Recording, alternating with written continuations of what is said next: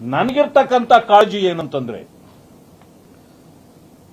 ಮಾನ್ಯ ಮಹಾತ್ಮ ಗಾಂಧಿಯವರು ಕಾಂಗ್ರೆಸ್ ಅನ್ನ ಸ್ವತಂತ್ರ ಬಂದಾಯಿತು, ಅದನ್ನು ಬರ್ಖಾಸ್ತು ಮಾಡಿಬಿಡಿ ಅಂತ ಆ ಕಾಲದಲ್ಲೇ ಹೇಳಿದ್ರು.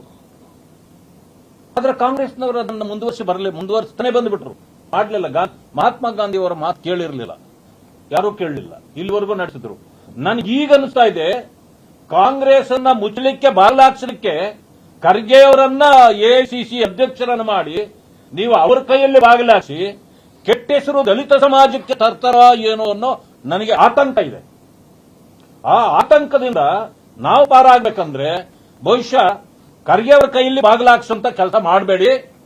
ರಾಹುಲ್ ಗಾಂಧಿ ಅವರೇ, ಸೋನಿಯಾ ಗಾಂಧಿ ಅವರೇ, ಪ್ರಿಯಾಂಕಾ ಗಾಂಧಿ ಅವರೇ, ಅಥವಾ ಪ್ರಿಯಾಂಕಾ ಗಾಂಧಿ ಮತ್ತು ಉಳಿದ ಸಂತತಿಯವರೇ, ನಾನು ನಿಮ್ಮನ್ನು ಕೇಳ್ಕೊಳ್ತೇನೆ, ದಲಿತರು ಅವಕಾಶ ಕೊಟ್ಟು ಈ ದೇಶದಲ್ಲಿ ಕಾಂಗ್ರೆಸ್ ಅನ್ನ ಬಾಗಿಲಾಕ್ಸ್ಬಿಟ್ರು ಅಂತನ್ನೋ ಕೆಟ್ಟ ಹೆಸರು ದಲಿತ ಸಮುದಾಯಗಳಿಗೆ ಬರೋದು ಬೇಡ.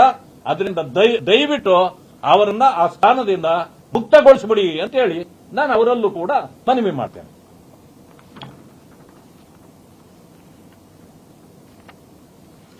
ಏನಾದರೂ ಇದ್ರೆ ಕೇಳಬಹುದು ಸರ್. ಮಲ್ಲಿಕಾರ್ಜುನ್ ಖರ್ಗೆ ಅವರ ಮಾತನ್ನ ಬಿಕೆ ಸಪೋರ್ಟ್ ಮಾಡಿದ್ದಾರೆ.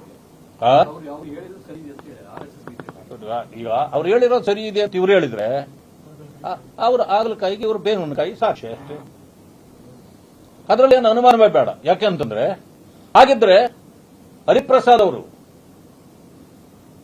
ಹೇಟ್ ಸ್ಪೀಚ್ಗೆ ಭಾಷಣ ಮಾಡಿದ್ರಲ್ಲ, ಇದು ಕಾನೂನು ಬಿಜೆಪಿಗೆ ಮಾತ್ರ ಅಪ್ಲೈ ಆಗತ್ತಾ, ಕಾಂಗ್ರೆಸ್ಗೂ ಆಗತ್ತಾ? ಬಿಲ್ ಪಾಸ್ ಮಾಡಿಸಿದ್ರಲ್ಲ, ಹಾಗಿದ್ದ ಮೇಲೆ ಅವರನ್ನ ಅವ್ರಿಗೇನಾದ್ರೂ ಬದ್ಧತೆ ಇದ್ರೆ ಕಾಂಗ್ರೆಸ್ಗೆ, ಹರಿಪ್ರಸಾದ್ ಅವರೇ ಕಂಪ್ಲೇಂಟ್ ಕೊಟ್ಟು ಎಐಸಿಸಿ ಅಧ್ಯಕ್ಷರ ಮೇಲೆ, ಪ್ರಿಯಾಂಕಾ ಅವರ ಮೇಲೆ ಅವರನ್ನ ಅರೆಸ್ಟ್ ಮಾಡಿಸಬೇಕಾಗ ಅವರು.